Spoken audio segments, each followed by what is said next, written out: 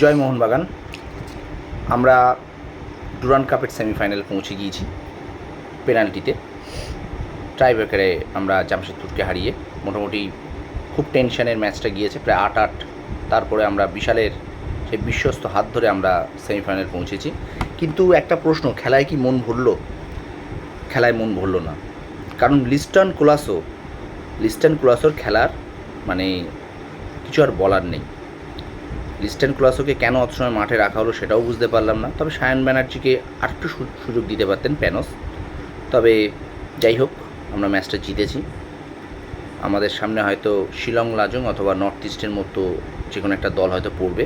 তবে আজকে আমরা পেনাল্টিতে জিতেছি ঠিকই, কিন্তু খেলায় একদমই মন ভরেনি বলতে গেলে।